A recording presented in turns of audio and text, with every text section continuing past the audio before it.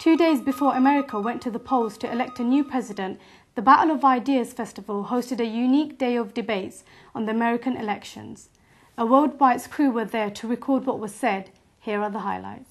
I think that Obama is going to win because the party that's presided over the economic mess in America is the party that gets blamed for the mess. But I don't think he's going to win by much. In many important states, the polls are close enough to be right within a margin of error. I hope I'm wrong, and that Obama ends up winning by the kind of landslide Franklin Roosevelt won by in 1932. And Obama, interestingly, has run a campaign that resembles that of Roosevelt in 1932. But Roosevelt actually ran as a fiscal conservative. What he did project, as Obama does, is an air of calm and steadiness. And everywhere I've gone, I've found that students really are registered in unprecedented numbers, and most of them are Obama supporters.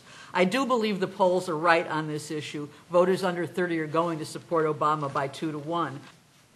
One of the things I think is revealing is if you look at what Obama and McCain have in common, because I think that actually highlights some of the new features in American politics today. And here, I'm not talking about so much, again, about the issues, but I'm talking about things like the fact that both have run in their personal biography. They've both written and promoted memoirs. And I think these trends are new, and I also think they're negative. I think that it shows a sort of move toward personality and, and the rise of what you might call therapy politics. What a lot of people see is in Obama in particular as something new on the scene, and there's a lot of talk about him bringing change. I don't see him bringing fundamental change. I don't see that. I don't see what he's going to bring would necessarily be a positive thing. He's not going to pull out the troops immediately. He just the other day named that Colin Powell will be his advisor, the same guy that sold the WMD story to the UN and executed the war. He's, if anything, more aggressive on Afghanistan than Bush and McCain. I obviously recognize, that he's run a remarkable campaign, and it really be quite something for him to come from virtually nowhere to be elected. And he's got to have something going for him if he's done that. But I think one of the main things he's got going for him is that he's the anti-Bush. I think what voters are going to do mainly is reject Bush, less than embrace Obama fully. I do think Obama will win, and I think that what he does in office may tarnish the ideas of hope and change, and will only add to cynicism. But I think what ultimately happens after election is up to us. Obama's registered about 106,000 extra voters. John McCain's managed about 16,000. That's a lot of extra voters. What we've seen with Obama is just drawing people in. My Obama, allowing you to sort of run your own events independently, giving people a stake in the campaign. So there's a real sense of ownership. And when there's a sense of ownership, there's a sense of belonging, and as a result, there's a greater motivation to get out and do the work for your candidate. That's as a result of turning the campaign from broadcast to receive, turning it into a conversation where we're actually starting to talk with and engage with voters. Geraldine Ferraro raised the issue back in the summer over whether or not Obama would have been the Democratic nominee for president if he hadn't been black. And I think there's something to that, but I'd take that thought a little farther, that a black man would not be the Democratic nominee for president if he weren't Obama. He is really self-possessed. He's one of the coolest politicians I've ever seen. You want a president who has self-control.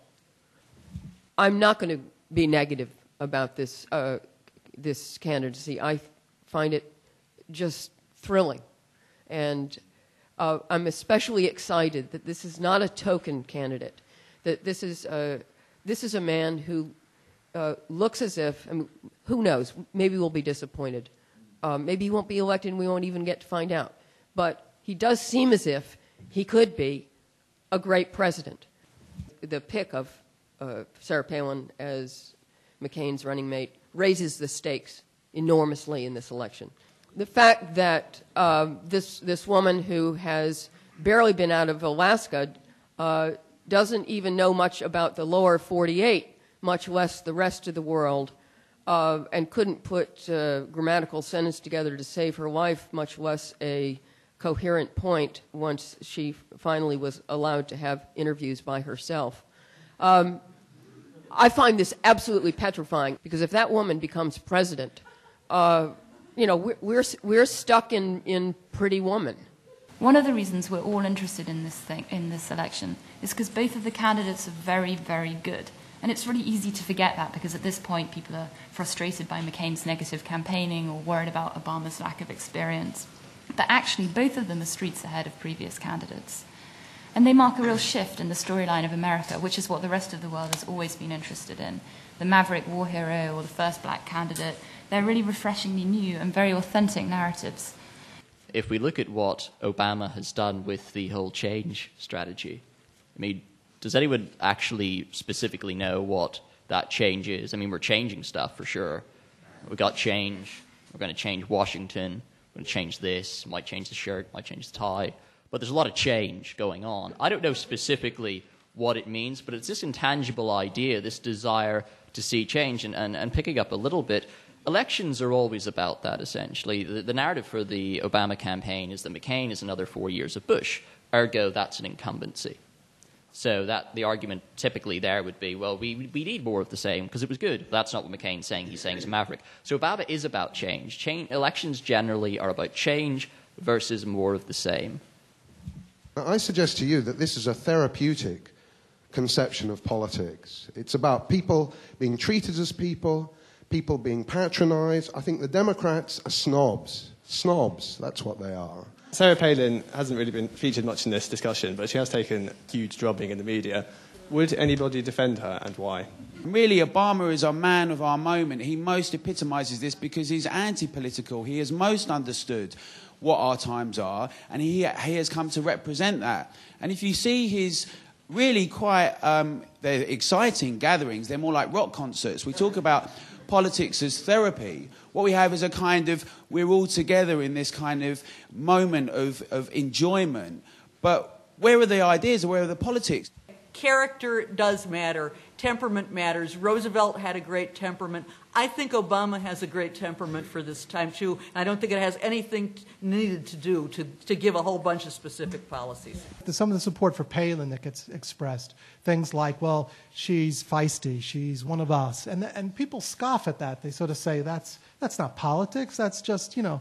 But then at the same time, you hear things like, well, Obama, he's calm, he's reassuring, these kind of qualities you hear about him, but nothing really about what exactly is he going to do. The reason in politics we make things simple in a campaign, the reason we drum it down to a sound bite, the reason we think so much about how you look, the background behind you, the slogan, is because you're competing in a very competitive market. You've got maybe a couple of minutes a day where you could effectively communicate with them, and the reality is in that couple of minute window, you can't get a lot through. What you can get through is an idea, emotion, connecting with the person, letting them connect with the candidate.